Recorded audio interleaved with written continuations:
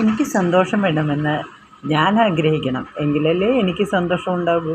എൻ്റെ മുഖത്ത് പുഞ്ചിരി ഉണ്ടായിരിക്കണമെന്ന് എനിക്ക് തോന്നണം. എനിക്ക് എപ്പോഴും ഇങ്ങനെ ഗൗരവമായിട്ട് ഇരിക്കാനാണ് തോന്നുന്നതെങ്കിൽ ഒരു നിവൃത്തിയുമില്ല അല്ലേ? ഇനി ഫ്രണ്ട്സ്, റിലേറ്റീവ്സ്, നൈബേഴ്സൊക്കെ ആയിട്ട് നല്ല സമ്പർക്കം വേണം. അവരുമായിട്ട് ഇടയ്ക്കൊക്കെ ഫോണിൽ ബന്ധപ്പെടുക, നല്ല സംഭാഷണങ്ങൾ അവരുമായിട്ട് ഏർപ്പെടുക. പിന്നെ യോഗ, ഇടയ്ക്കൊന്നല്ല നിത്യവും ചെയ്യേണ്ട രണ്ട് കാര്യങ്ങളാണ് യോഗയും പ്രാർത്ഥനയും. ചെറിയ ചെറിയ എക്സസൈസുകളായാലും മതി, അത് നിങ്ങൾക്ക് നല്ല സന്തോഷം ലഭിക്കുന്നത്.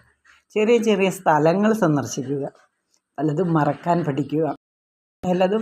എല്ലതും ഓർമ്മിച്ചിരിക്കേണ്ട ആവശ്യമൊന്നുമില്ല. അവൾ അങ്ങനെ പറഞ്ഞില്ലേ, ഇവൻ ഇങ്ങനെ പറഞ്ഞില്ലേ, ഇതൊന്നും ഓർത്തിരിക്കേണ്ട കാര്യങ്ങളല്ല. പലതും മറക്കുക. ദൈവം നമുക്ക് മറക്കാനും പൊറുക്കാനുമൊക്കെയുള്ള കഴിവ് തന്നിട്ടുണ്ട്. ഓർമ്മിക്കേണ്ടത് മാത്രം ഓർമ്മിക്കുക. ഫ്രണ്ട്സുമായിട്ട് സംഭാഷണത്തിൽ ഏർപ്പെടുക. കൃത്യസമയത്ത് ഭക്ഷണം കഴിക്കുക. പോഷകാഹാരം കഴിക്കുന്നതിൽ ശ്രദ്ധിക്കുക. ഇഷ്ടമുള്ള വിഭവങ്ങളൊക്കെ കുക്കിംഗ് ചെയ്യുക. കുക്കിംഗ് നല്ലൊരു കലയാണ്.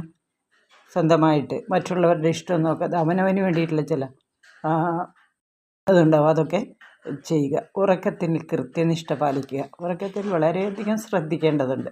ഉറക്കമാണ് ഈ യോഗ പ്രാർത്ഥനയൊക്കെ പോലെ ഭക്ഷണം കഴിക്കുന്നത് പോലെ തന്നെ വളരെ പ്രധാനപ്പെട്ടതാണ് ഉറക്കം എന്നുള്ളത്. മറക്കാതിരിക്കുക.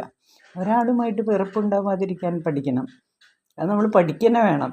ഇന്നയാളെ എനിക്ക് വെറുപ്പാണ് അല്ലേ, ചിലർ പറയും, ചിലരെ കാണുമ്പോഴെന്നെ വെറുപ്പാണ്. അതൊക്കെ ഇല്ലാതാക്കണം. കുട്ടികളുമായിട്ട് സംഭാഷണത്തിലും കളികളിലൊക്കെ ഏർപ്പെടുക. അത് നമുക്ക് വളരെ ഗുണം ചെയ്യുന്നൊരു കാര്യം. നമ്മുടെ ബന്ധുക്കളുടെ കുട്ടികളോ ചിലപ്പോൾ നമ്മുടെ പേരക്കുട്ടികളോ ഒക്കെ ആയിട്ട് കളികളിലും സംഭാഷണത്തിലുമൊക്കെ ഏർപ്പെടുക. ഇതെല്ലാം നമ്മുടെ ആരോഗ്യത്തിന് നല്ലതാണ്. അതുപോലെ തന്നെ നമുക്ക് എപ്പോഴും സന്തോഷം ഉണ്ടാകും.